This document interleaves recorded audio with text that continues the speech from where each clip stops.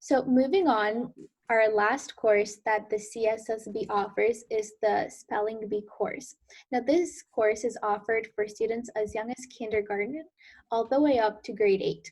So along with highly experienced teachers, students who take part of this course will get the help of linguistic educated teachers as well. So next slide, please. Thank you. The Spelling Bee course focuses on providing students with the right skills to succeed at a spelling bee competition. They not only learn about the formation and rules of the competition, but they also focus on increasing memorization and vocabulary skills. By being part of this course, students will develop a greater understanding of word definitions, phonetics, as well as etymology and root words. Students will learn techniques on how to spell words correctly that they will be able to apply during spelling bee competitions at their school and in the community. At the CSSB, there are numerous VIP coaches. The Super School is proud to have the following spelling bee coaches. There is Dr. Scott Isaacs. He is the 1989 Scripps National Spelling Bee Champion. Mr. Shriram Hathorn, the 2014 Scripps National Spelling Bee Champion. Grace Walters, she is the 2018 and 2019, and she coached 4 Scripps National Spelling Bee Champions. On the next slide, we have Grace Walters, the 2018 and 2019 coach for 4 Scripps National Spelling Bee Champions. Sylvie Lamontagne, the 2015 9th place Scripps National Spelling Bee and the 2016 6th place Scripps National Spelling Bee finalist. Shrutika Patty, she is the 2019 one of Scripps National Spelling Bee Octo Champs. And finally, Erin Howards, the 2019 one of the Scripps National Spelling Bee Octo Champs as well. So at this moment, oh, never mind, the next slide. So at the Canada Super Spelling Bee, there are many competitions that they host. And over the last 2 months, CSSB has hosted 2 very big spelling bee championship competitions. The first one was a national online charitable competition that helped make donations to hospitals during the pandemic. It had a great turnout with an even bigger impact on the community. Last week, the Super School has hosted their second online competition that was hosted for Canada, USA, and international students. It was a very successful event for the championship competition with 120 spellers from various countries. So congratulations to all the spellers who participated in this event. Now I'd like to give it off to the spelling bee teacher. Hello, how's it going, guys? Somebody tell me hi so I make sure that my mic works. Hello, yeah, I think it works. Awesome, perfect. So, my name is Jonathan Letremoy. I am one of the few spelling bee coaches at Canada Super Spelling Bee. I am really excited to do this demo. I don't have a huge amount of time, but I have a huge amount of stuff that I want to tell you guys. I might go fast, I don't know. Yeah, so why spelling bee? Why would you even care about joining a spelling bee? Well, it's a good question, although it's not, it's pretty obvious. It's pretty obvious, actually. Spelling, if you think about it, is the absolute backbone of all education. There is no education that works without spelling. Spelling is essential. And although you can make it work with bad spelling, everybody looks down on you. I mean, everybody. You can't join schools, you can't do well on tests. Spelling is the backbone and it's the most important thing of going to school, of learning, all that kind of stuff. So spelling bee is a really good way of not only learning specific words, but learning to learn words. When you join the spelling bee class, you study how to study words. And that helps you for the rest of your life. Not only does your vocabulary actually increase during the classes, you gain the tools needed to increase your vocabulary yourself for the rest of your life, like I said. So I know myself, because I've had a few students, good few students, and I know myself that this spelling bee class helps with reading, helps with vocabulary, helps with confidence and work under pressure, because you have to do spelling bees. Spelling bees are pretty intense and pretty difficult. Once you've done a spelling bee, once you've been able to spell a complicated word in front of an audience, you're going to spell complicated words on your term paper very easily. One thing that I learned recently that is absolutely incredible is that the amount of vocabulary a student knows and uses is the best predictor. This was a study in Detroit of the United States. It is the best predictor of academic success for the rest of the life. The actual number of words known by a student when they are, say, 5 or 6 years old is the best predictor for their future grades. That's insane. That means something important. That's one of the reasons I'm so passionate about teaching this class. So I'm kind of giving a demo class here. So I'm going to go through what we do in class. Students can follow along.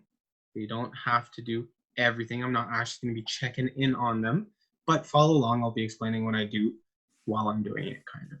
So let me share my screen if I can. Oh, give me a moment here. Okay, perfect. Let me share a whiteboard and I'm going to start a lesson. So what do we do in my class? Well, at the beginning of every day, we start with a game. Obviously, games are very important for learning, but it's not any game. We're not just gonna play, you know, Uno or something. We play a spelling game. I can't tell you what games are gonna do now. You have to join the class, but I promise they're my games. They're very fun. My students want to spend the whole class doing them, but unfortunately, we have to do more complicated stuff. So after we get past the game, which we're not gonna do today, we look over the homework. Now the homework depends on the class that you take. The homework can tend to be fairly intensive. It also depends on your parents. If your parents want you to have a bit of extra work, you can get a little bit of extra work.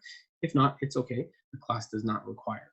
So usually the homework will be to find a list of words yourself in books or dictionaries that suit certain requirements, say onomatopoeias or anagrams or things like that. Once we go over the homework, now we get to really start with the meat of the class. So here is where I introduce the words of the day. Now let me introduce them for you guys today. These are some of my favorite words in English, in the entire English language. So the first word that I'm going to introduce with you guys, it's okay if you know them, it's okay if you don't know them.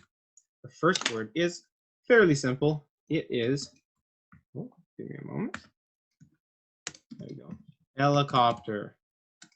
There you go. Very easy word. And I'll kind of explain why I like this word so much, but I'll do that in a few minutes. So helicopter is one of my favorite words, and I won't tell you the spoilers for why I like it so much. Let's be honest, it sounds pretty cool already. The next word that I'm going over is, now you guys won't know this, but it's pretty awesome too. This word is peristironic. Starting to get a little bit more complicated spelling these words. So peristironic, what does peristironic mean? You guys won't believe this, my favorite word ever. Peristironic means to be like a pigeon. That is pretty wild. Why do we need a word for that? I don't know. But if you take this class with me and one day the teacher asks you what word means to be like a pigeon, you tell them, I already know exactly what that word is. The next word that I'm doing is, this one's pretty awesome too.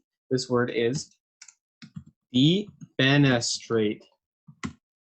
Defenestrate. What does defenestrate mean? Well, one thing that we do in this class all the time, it is the most important thing for me in the spelling bee class, is roots. So the roots here, we got D, which means not or out. Then we have fenestra, and then ate. Ate just makes it a noun. It turns a verb into a noun. It turns a noun into a verb. Then we have fenestra in here. What does fenestra mean? Well, if you guys take French, you might know that fenêtre means window. So defenestrate literally means, let me get rid of the dashes here. Defenestrate literally means, you won't believe this, to throw a person out of a window. Hopefully you'll never need to use that word in your life. but if you need to, it'll be right there. This is the kind of word that they love to use in spelling bees because it catches everybody off guard. So defenestrate, throw a person out of a window. I'm going to go a little bit faster here. Next word of the day is anachronism. All right, anachronism. I'll get back to the meanings of these in a bit. Auto bibliography, like this. Next word is nudiusterian. Okay, nudiusterian. That is almost right. There you go. And what does nudisterian mean? It means the day before yesterday. That's actually a really useful word. I find myself needing this word all the time. Unfortunately, nobody else knows it. So if I say it, everybody thinks I'm crazy, but I know I'm right. Nudiusterian or nudiustertian, I'm not quite sure. That word is actually very useful. I wish we used it more often nowadays. And the last word of the day is, this one's very difficult. This one I wrote it down because I have a hard time remembering. Anatidaephobia. Anatidaephobia. What does this mean? We will get to that as well. So once we have the words of the day, what do? Actually, we would have more than this, but this is demo class. So we have the words of the day. We explain the meanings. Then I test the students. Blank. They don't have time studying it or anything. So I get rid of these words. I hide my screen. I stop sharing it. I read the words out. The students will write them down. A small practice spelling bee just by themselves. Then we correct it. And then we move on to a lesson. And the reason this is really important is because that's not the only time we're going to see these words. We are going to test them one more time at the end of class. Now, why do I do this? One of the best ways of remembering information, and especially vague, ethereal information like spelling. It's not very concrete. It's kind of random information to remember, is you test yourself multiple times. You test yourself when you think you're going to forget it. The closer you are to forgetting something when you test yourself again, the longer you will remember it. That's why we test ourselves twice every single class. And honestly, by the second time I test them already, students will know 90% of the words. By the next class, not the next day, by the next class, the students tend to know all of the words, even if they haven't done it for homework. Testing is an incredible way of studying. Let's move on. I'm kind of running out of time. So we've looked at the words of the day. Now our lesson could be about tons of stuff, but for this demo class, our lesson is going to be about Greek and Latin roots. So what is a Greek and Latin root? A Greek or a Latin root, they're separate, is Greek words or Latin words that carry meaning that we insert into modern day English words to bring that meaning in. So I can put these little pieces of Latin or Greek into English words to give it that meaning. Okay, let me think of here. A classic example is hydra, means water in Greek, and hydrate is to get water into your system. Remember that ate suffix that I talked about, like defenestrate? So hydrate is to get water into your system. That's a classic example. So what roots are we going to learn today? Well, usually we would spend more time working on it. And I think somebody's asking questions. These words are from a fairly high level, but it doesn't really matter because even my lowest students, even my youngest students, are able to learn these kinds of words in this class. It's not magic. It really is not magic. It just comes to study. At absolute worst, it just means it will take one extra class to learn it. Even that is exaggerating. It will usually take one extra testing to learn the words. As long as you know how to spell, as long as you're above, say, 4 or 5 years old, I promise you they can learn these words. No problem. So what roots are we doing today? I will get to the questions after because I do want to get through this real quick. So what roots are we doing today? Well, today we're doing the roots: auto, bibli, graph. Now you might see what I'm doing here. Crone, Okay. Ter. Okay. Dactyl. And helico. So what do these roots mean? Oh, I will tell you guys what the words mean. Don't worry, I'm doing my roots first. I have something that I got going here. So let's talk about these roots real quick. Auto, like automobile, means yourself or by oneself. So I'm just doing a smiley face to represent that. Auto means by yourself. Like automobile. An automobile is something that is mobile, that can move by itself, rather than a horse and a cart. An automobile can move by itself. That's why it's called an automobile. Then we have bibli. You might have heard the term bibliography, or in French, bibliothèque. Bibli means book. So let me draw a very terrible book. Trust me, if I had all the time in the world, I'd draw this much better for you guys. Okay, there you go, little book. Then we have graph. Graph means writing. I'm just going to do some writing here. Then we have crone, like chronic, means all the time. Crone, so I'm going to draw a little clock here. Okay, let me check on my time real quick. Okay, then we have pter. Now this is where it gets interesting. Remember I talked about helicopter? Why is helicopter interesting to me? The roots of helicopter are not helicopter. They are not that, as much as people think they are. The roots of helicopter are helico and pter. So if pter means wings, helico means spirals or turning in circles. So a helicopter means a spiral wing. And if you think about it, that's exactly what a helicopter is. And the last root that I have is dactyl. And dactyl, I will draw a finger. That's a pretty bad finger. Let me draw another finger here. Okay, there you go. Because dactyl means fingers. And of course, in the whole class, I draw the whole hand. Or I get one of the students to do it. So those are our roots. Now is the very interesting part. Once we've done our lesson will almost always correlate with the words of the day that we've already been tested on, that we already know just a little bit. So we do the words, we do the lesson, and now the students are armed with information, with knowledge, with skills to understand their words better. So let's understand these words better now. We have this word like anachronism. I didn't tell you what that meant. Why not? Because anachronism has roots in it. So Anna, I don't have that under there, but Anna just means not. It's fairly easy to figure out. And crone means time. Anybody have a guess of what this means? This one's still kind of difficult. If you have a guess, just yell it out. All right. Anachronism means Antoine, oh, you just unmute yourself and try. yes.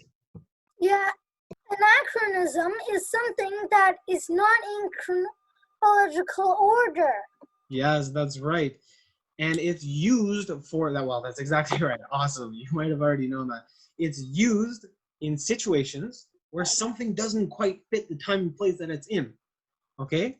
So not in the right time. But what I mean by that is, say you are watching a movie and there are knights on horses and they're fighting in battles or something with bow and arrows and all that kind of stuff. And then somebody walks up and goes on their iPhone and calls their parents to tell them that there's a battle. That doesn't make sense. That's not the right time. Or say you're driving a flying car in the future and all of a sudden you go to your well to get some water from the well. That's an anachronism. It doesn't seem to quite fit the right time frame right there. The next word that we have, this one's awesome because this one has 3 roots. Auto means yourself. Biblio means books. And graphy, oh, what does that mean? I can erase my drawings. I don't know. Sure. So Autobibliograph means, yeah, I erased the drawings, means graphy means writing it down. So autobibliography means writing down a book about yourself. It's in backwards order. Writing down a book about yourself. An autobibliography is a book about your own life story. Yes. On my words. You want me to erase the drawings on my words? No, I think it's. Oh, okay. What? Okay. I'm. Well, he might just have to leave them there. So yeah, we I can't really. can't really erase them now. I'm gonna keep going because it helps. If you want the words after, I can send them to the group chat. Okay, I'm running out of time here. Let me keep going real quick. What am I saying? Right, autobibliography. It's writing a book about your own life. And knowing the roots at the bottom there already tells you what this word means. You can kind of figure it out. You learn more about these words through doing that. So writing a book about yourself. That's an autobibliography. And the last one is one of my absolute favorite ones. Let me put some. I've got My last one is anatidaphobia. What does that mean? Well, I haven't told you the root of this one, but I know it. This root right here means duck. The Latin root meaning duck or waterfowl. I know the word. Yeah, well, I'm sure you know the word. What is It is a fear of ducks. Yeah, very, very close, yes. So, based on the roots, absolutely. Anatidaphobia is a word meaning fear of ducks. So we got 5 more minutes. Awesome. Fear of ducks. The word itself was constructed by a famous comic book writer a long time ago in newspapers. It was very popular. Okay, can you, unless it's the co-host, trying to draw on the screen. I don't know. Okay, never mind. That's not us, but just continue. Okay. The word was created by a famous comic book artist, and it was actually adopted as a real word. I'm pretty sure it's in the dictionary. It is a word that's used. It's a word that's joked about. But anyways, when the word was created, the word meant fear that a duck is watching you. Now, you don't have a root that means watching in there, but it's part of the word's history. So yeah, anatidaphobia. If you know somebody who's scared that there's a duck watching them, you can tell them that that's what they have. Now, of course, in my class, we would have a few more things that we would do. One of the first things that we would do is once we have our words and we're getting ready to test them for a second time, I'd go over it with a highlighter and I would say, all right, what are the difficult parts of these words? Because learning words is very, very time consuming.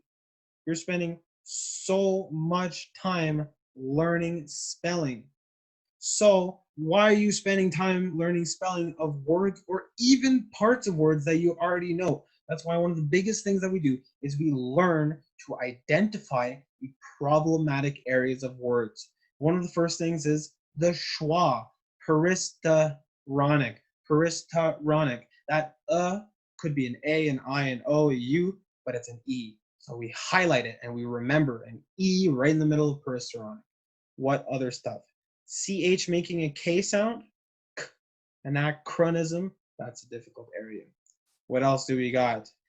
PH making an F sound, AU making an AW sound, Shin at the end being written with a TION, PH making an F, AE right in the middle there, all the defenestrate, all the schwas there, we go over it all. Let me see what these drawings are. Okay. We go over it all. It's really useful. The students learn it really well. And the last thing that we do in class before the homework is we test the words last time. That's what I told you. So we've gone through the lesson. We learned a whole bunch of stuff about these words. We've learned roots. We've learned a whole bunch of info. We'll do tons of other stuff in this class too. We'll do stuff like the history of languages, the history of English specifically, spelling conventions of like 12 different languages, even more than what was on the slideshow. We go over tips for doing well at the spelling bee. I have tons of students that have gone through spelling bees, and I talk to them a lot about what helps, what doesn't help. A good experience to know what helps the students. So we go over all of that. We practice. We have mock spelling bees to get them ready, all that kind of stuff. But yeah, we end class with a final test, and then I give them their homework, which tends to be fairly intensive, and it can be harder or weaker depending on the parent's preferences. Of course, the parent is the final boss here. Thank you very much, guys, for joining my demo class. I promise if you join the full hour class, you will learn so much more than this every single time. I hope to see some of you guys soon. After that, I think if there are any questions. Yes, so we're not actually taking the test right now. This is a demo class. I don't have all the time. So we test the words once at the beginning of class when I introduce the words, and then once at the end of class. And those students should know those words. And then over the next few weeks, we'll revisit the same words just to make sure they still know them. But after that, it's really the students' prerogative. It's the student's turn to remember the words. That's right. But basically, the highlight is that every single class, at the very least, students will be learning a list of usually 15, 20, 25 words every single class and knowing the majority of them. That's really important to me because it builds their vocabulary fast on top of obviously all the lessons that I talk about, which increases vocab and all that kind of stuff. How can they participate in spelling bee? I'm not sure what your question is. Do you think you could be a little bit more specific? And also, some of these questions, Jaden, you might be able to answer a bit better. So if you can answer these, Jaden, go ahead. Interrupt me. Yeah, so for spelling bees, so we do have occasional mock spelling bees, and that's mostly if you're part of the classes at the end of the season, or maybe even in the middle. You'll just have test mock bees for fun, just to see how everybody's doing, and that's something. And also we have Canada Super Spelling Bee seasonal bees, where we just had one August 14th to 16th, where you could register on our website. But it depends on when we're hosting one. But if you still want your child to go to different spelling bees, you can search online for some online spelling bees to register for. But we will be doing more spelling bees, and we'll be emailing the parents, and it'll be on our website. So look at our website for more information about that. So we do have many spelling bees to register for. The level Tends to be based on their age. So you should just tell Canada Super Spelling Bee about the age of the student, and we'll tell you, unless you have lots of training and you can be entered into a specifically advanced class. But even then, we would have to know that you're up to level before entering you into an advanced class. Jaden, does that sound right? Yeah. One of the things that I wanted to say is that we do host spelling bees periodically, and we are absolutely impartial. We don't help the students in any unfair ways. But if you're in this class as we're leading up to a spelling bee, I can promise you we're doing very spelling bee oriented things that will help you right up to the class. It's very useful for a lot of my students. What is the best way to spell a word that you don't know? The absolute best way to spell a word that you don't know, and I've said this time and time again, is once you've asked all the questions you can, you spend all the time you can trying to jog your memory, you spell it how it sounds. Okay? If you have a word and there's a T sound, don't put a double T. Don't guess at a more difficult spelling. I mean, English is a very difficult language to spell in, but they're not insane. They don't make it more difficult just cuz. So unless you can identify the reason to make the word more difficult. Sorry, was that a question or was the mic turned off? Question. Yeah. It didn't tell us what anatidaphobia means. Yeah, anatidaphobia means fear of ducks or fear that a duck is watching you. Yeah, so he said it during the class. He might not have written it down, but he said it. Yeah, I didn't write it down because I was getting some questions just at the end. Or I just forgot that's on And there. for the competition, the levels for the competition, we have different competitions. So sometimes we have May competitions every single year, which is the regional B or the national B sometimes, where we also have USA students and China students come along. It doesn't depend on the level for that. But the one we just did for the August B and a few other ones, they all go by levels for the first few rounds. And then after that, we merge the levels into together. So we have like grade 1 to 3, 4 to 6, and 7 to 8. They do their competitions until we have a top 5 for each grade, and then we merge them all together. So that's how the levels go on the competitions. I have a question. Like I need some more like clarification for that. Actually, my daughter, she recently joined the spelling bee, and she is going in a grade 2. So the question is like if she wants to compete somebody like in future. So I don't know when she would be good to compete. When I should have to register her for the spelling bee competition. So would instructor or you guys like a teachers will let us know for parents like she is good to go for any competition or how she can participate? Um, I Can I just answer this really quickly for a second? Yeah, okay. So for the competition, yeah, so the instructors they will tell the parents if they find this the child like extremely well and they want to move them up a level and like tell them to go to more spelling bees and things like that. But also sometimes if the teacher with Jonathan or Mr. Latamuri, since he teaches so many like hard words and so many of these good words in one lesson at a time and it just builds your vocabulary very well, a lot of these can be in the B, so it'll build up their experience anyways. If you watch spelling bees, they ask a lot of questions, and I recommend that since they're only 1 year at a time, I recommend the student to register as much as they can, even if they're not completely ready. But if they don't really want to, try and register in grade 5, 6, 7, and 8. Those are the years I definitely recommend to register because they have enough knowledge and everything for it. But still, if you're younger and you register, there are a lot of champions who are in grade 4 or even grade 3. They're champions at some regional Bs, and it's just amazing to see that. At the Scripps National Spelling Bee, we once had a JK speller be at the Scripps, and she spelled even better than me once. So I'm like, it's pretty amazing how age doesn't make a difference for that. So I recommend them to definitely register if they're grade 5, 6, 7, 8. But younger than that will make them even better when they grow up. So it's all about experience, and the more you go to a B, the more the teacher will give more advice. Okay. Yeah, one of the best ways to do well at spelling bees is surprise to do lots of spelling bees. It actually really helps, even with just comfort level. Turns out being comfortable and used to it helps you a lot, I think. And I have other question like so when she was going on a level up, so teacher would be same or they will change the teacher according to the level?